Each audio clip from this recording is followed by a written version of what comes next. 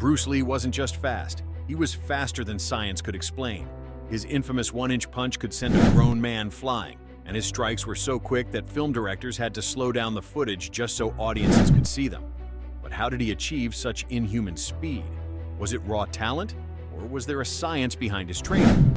The answer lies in a secret training method that combined explosive power, reaction time, and biomechanics in a way no one had ever seen before. And today, we break it all down. But first, what made Bruce Lee's speed so terrifying? 1. The secret of twitch muscle fibers. Bruce Lee's speed wasn't just about moving fast. It was about how his body produced power. He focused on training his fast twitch muscle fibers, the same fibers sprinters and Olympic athletes use for explosive power. Unlike traditional weightlifting, Bruce trained for speed and efficiency, not just raw strength. He used isometric training, holding his muscles under tension without movement, to create explosive power from a still position.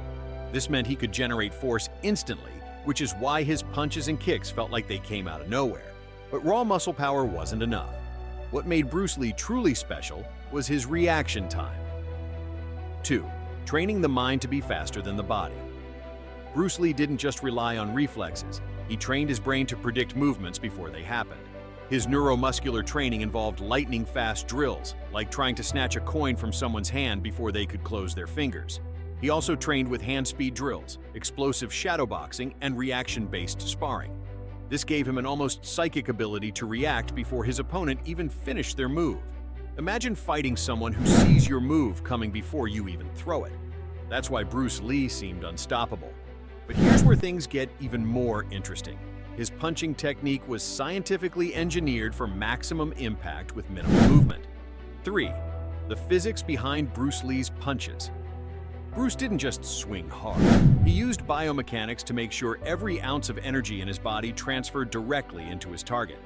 His famous one-inch punch was based on the concept of kinetic linking, where power flows from the ground through the legs, core, and finally into the fist.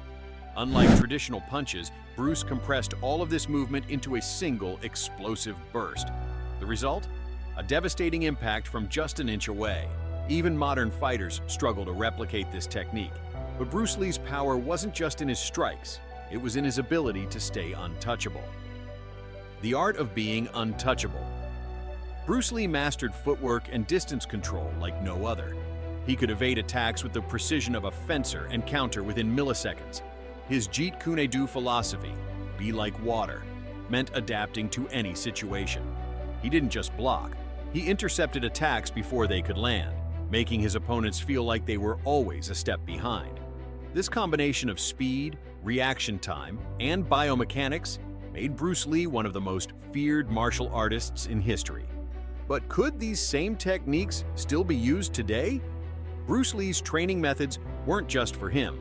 They are still used by elite athletes, MMA fighters, and even military special forces today.